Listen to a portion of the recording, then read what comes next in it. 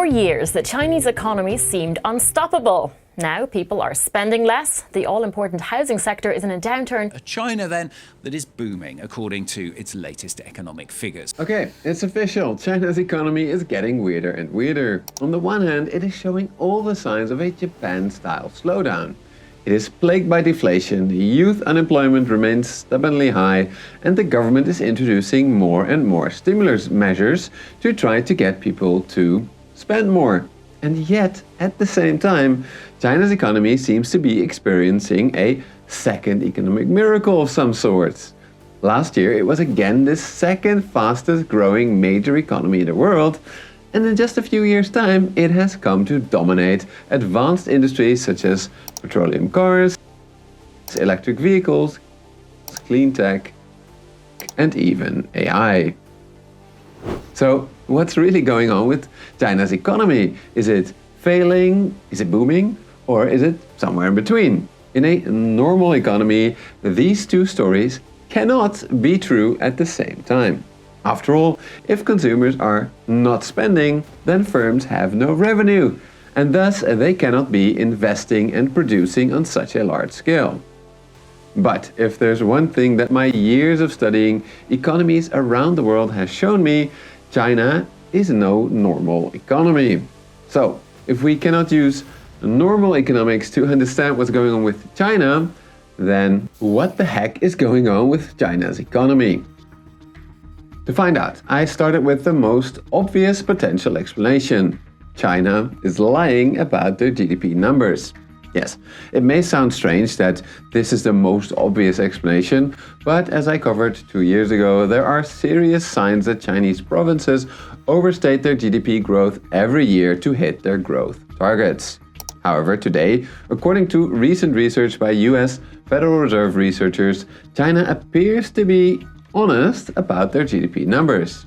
These researchers use all sorts of alternative metrics such as retail sales and industrial production indices and conclude that no, there are no red flags right now when it comes to China's impressive GDP growth numbers. So that left me no choice. To find out what's actually going on in China, I had to dive into both the crises and boom stories in much more detail. My starting point was the crisis story that I talked about a lot on this channel previously. This story is about China's Japanification. Now, the core of the Japanification story was essentially that China's economy would surely follow the path of Japan, which stagnated after a gigantic property bubble burst in the early 1990s. That is, just like Japan did in the 1960s and 70s, China went through extraordinary economic growth in the 1990s and early 2000s because it used banks to invest in the country on a colossal scale. This allowed Japan and later China to rapidly catch up to the West by building infrastructure, houses, factories, and a world-class education system. To obtain foreign know-how and currency, both Japan and China used various measures to keep both wages and their currencies low. This allowed both countries to quickly become manufacturing powerhouses. And this is often considered a crucial first step in a country's economic development because manufacturing is special. It allows a country to sustainably earn enough foreign currency to pay for crucial imports that keep the economy running. Crucial imports like, for example, oil. However, according to economists like Peking University professor Michael Pettis, such investment-heavy economic miracles can only get a country so far. After all, at some point, there are enough bridges, roads, houses, and factories. At this point, almost all economists, including, I have to say, those of the Chinese Communist Party, recognize that a developing economy needs to switch to a consumption-based model where wage and currency suppression are abandoned to allow people to have more disposable income. This could lead to a more balanced economy where all sorts of businesses emerge in response to the needs of the people. These types of businesses are often service sector businesses, such as, for example, theme parks and cafes. Developing a thriving service sector is really important for any modern economy because the service sector can employ way more people than advanced manufacturing does. So essentially, the idea is that any economy starts out agrarian, then rapidly industrializes, and then finishes its development by developing a thriving service sector which employs most people. For example, in the UK, a whopping 95% of workers work in the service sector, even though it only accounts for about 78% of its economy. Now, to achieve these transformations rapidly, a government tends to give certain privileges, like tax exemptions or subsidies, to the sector that it wants to develop next. However, this also means that for the next stage of the economic transition, privileges need to be taken away from the previously dominant sector. This is why transformations between development stages are easier said than done. Often the owners of the preferred last sector have a lot of political capital now, meaning that they resist the transition. For example, Argentinian farmer oligarchs have long resisted the transition to industrialize. Similarly, now China's powerful industrialists, whom many of are high-ranking members of the Chinese Communist Party, are resisting the transition to a consumption-based economy because it would reduce their relative power. But what if there is a simpler option? One that can just make everyone richer. One that will allow people to spend more and to keep the economy growing without taking wealth away from government and manufacturing elites that have profited from the previous investment-led growth model. Believe it or not, but in macroeconomics, that option actually exists, and it is called blowing a housing bubble. Here's how you can get one started. The first step is to get rid of conservative regulations that prevent the housing market from taking off. Second, you make it easier and easier for banks to supply mortgages to households. And then it's easy, just sit back and relax as the following positive feedback loop starts making everybody in your nation feel rich. As more and more households borrow from the banks to speculate on the housing market, house prices will inevitably be pushed up. This will make homeowners feel richer, encouraging them to borrow and speculate even more. Of course, banks will be happy to help them out, as they have lent against the collateral of these houses. So if one borrower was not trustworthy, the bank can just take the house. After all, it only keeps going up in value. Crucially for the economy, rising home prices made both the Japanese and Chinese consumers feel richer, allowing them to spend more freely, just as they might have in their countries if they had chosen to switch to a consumption-based development model. Therefore, the housing bubble years helped sustain high economic growth well after most productive investments were already done, both in Japan in the 1980s and in China in the 2010s. Sadly, while these mortgages helped push GDP up, they made debt go up way faster, causing debt to GDP to rise rapidly, almost doubling from about 130% of GDP in 2008 in China to roughly 260% in 2019. This was a huge sign that this all was not sustainable. Then, when house prices inevitably started dropping, the virtuous cycle that we saw before became a doom loop. Banks started demanding their money back. Consumers could not fully repay their loans, and therefore they stopped spending their money in the economy. In Japan, reduced spending meant that its industries then started getting fewer and fewer orders. On top of that, reduced home values and more bad borrowers meant that the banks stopped lending to anyone, including industry. Therefore, industrial firms stopped investing and lost their edge. To keep the doors open, they also had to lower their prices, making it harder for them to repay their debts as well. Therefore, the Bank of Japan eventually stepped in to support banks, consumers and firms with low interest rates in the hope to get Japanese consumers to start spending again and banks to start lending again. This is the story that many economists, including me, said we'd likely see in China as well. But now, just a couple of years later, I can say that it was only half the case.